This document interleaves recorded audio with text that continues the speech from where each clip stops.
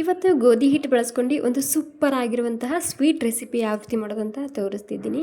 1 cup ಗೋಧಿ ಹಿಟ್ಟು, 1 cup ಮೈದಾ ಹಿಟ್ಟು, ರುಚಿಗೆ ಬೇಕಾದಷ್ಟು ಉಪ್ಪು, ಒಂದು 3 ಚಮಚ ರವೆ, 1/4 ಚಮಚ ಅಡುಗೆ ಸೋಡಾ ಹಾಕ್ತಿದ್ದೀನಿ. ಸ್ವಲ್ಪನೇ ನೀರು ಹಾಕ್ಕೊಂತ ಹಿಟ್ಟನ್ನ ನಾದ್ಕೋಬೇಕು. ಜಾಸ್ತಿ ಗಟ್ಟಿನೇ ಇರಬಾರ್ದು, ಜಾಸ್ತಿ ಸಾಫ್ಟ್ ಕೂಡ ಇರಬಾರ್ದು, ಆ ರೀತಿ ಹಿಟ್ಟನ್ನ ನಾದ್ಕೋಬೇಕು. ಪಾಕ ಮಾಡೋದಕ್ಕೆ 2 ಕಪ್ ನೀರು, 2 ಕಪ್ ಸಕ್ಕರೆ, ಏಲಕ್ಕಿ ಪೌಡರ, ಹಾಗೆ ಒಂದು ಸ್ವಲ್ಪ ಕೇಸರ ಹಾಕ್ತಿದ್ದೀನಿ.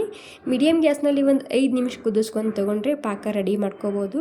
ಸ್ವಲ್ಪ ಗಟ್ಟಿಯಾಗಿರಬೇಕು. ಒಂದು 5 ನಿಮಿಷ ಕುದಿಸ್ಕೊಂಡ್ರೆ ಸಾಕಾಗುತ್ತೆ ಇದಕ್ಕೆ. ಇಲ್ಲಿ ಹಿಟ್ಟಿಗೆ ನಾನು ಒಂದು 10 ನಿಮಿಷ ಬಿಟ್ಟಿದ್ದೆ. 10 ನಿಮಿಷ ಆದಮೇಲೆ ಇದನ್ನು 2 ಭಾಗ ಮಾಡ್ಕೊಂಡು ಇದನ್ನು ಈ ರೀತಿ ಲಟ್ಟಿಸ್ಕೊಂಡು ತಗೋಬೇಕು. ಜಾಸ್ತಿ ತೆಳ್ಳ ಕೂಡ ಇರಬಾರ್ದು, ಜಾಸ್ತಿ ದಪ್ಪ ಕೂಡ ಇರಬಾರ್ದು, ಆ ರೀತಿ ಇದನ್ನು ಲಟ್ಟಿಸ್ಕೊಂಡು ತಗೋಬೇಕು. ನೋಡಿ, ನಾನು ಇಲ್ಲಿ ವಿಡಿಯೋದಲ್ಲಿ ತೋರಿಸ್ತಿದ್ದೀನಲ್ವ, ಇಷ್ಟಿದ್ರೆ ಸಾಕು.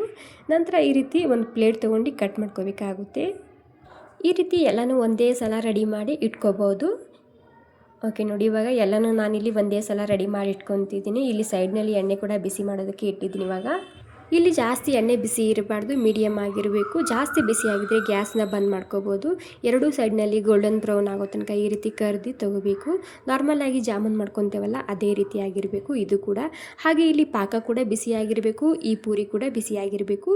ಇಲ್ಲಿ ಪಾಕ ತಣ್ಣಗಾಗಿದ್ದರೆ ಮತ್ತೆ ಒಂದು ಸ್ವಲ್ಪ ಬಿಸಿ ಮಾಡ್ಕೋಬೋದು. ನಾನು ಲಾಸ್ಟ್ನಲ್ಲಿ ಹಾಕುವಾಗ ಪಾಕ ತಣ್ಣಗಾಗಿತ್ತು, ಹೀಗಾಗಿ ನಾನು ಮತ್ತೆ ಬಿಸಿ ಮಾಡೋದಕ್ಕೆ ಗ್ಯಾಸಿನ ಮೇಲೆ ಎತ್ತಿಟ್ಟಿದ್ದೀನಿ. ಇವಾಗ ಪಾಕ ಬಿಸಿ ಆದಮೇಲೆ 1 ಗಂಟೆ ಆಗೋ ತನಕ ಹಾಗೆಯೇ ಬಿಟ್ಟಿದ್ದ ಪಾಕದಲ್ಲಿ. ಇವಾಗ 1 ಗಂಟೆ ಆದಮೇಲೆ ಸರ್ವ್ ಮಾಡ್ತಿದ್ದೀನಿ. ಇಷ್ಟ ಆಗಿದರೆ ಲೈಕ್ ಮಾಡಿ. ಥ್ಯಾಂಕ್ ಯು ಸೊ ಮಚ್ ಎಲ್ರಿಗೂ.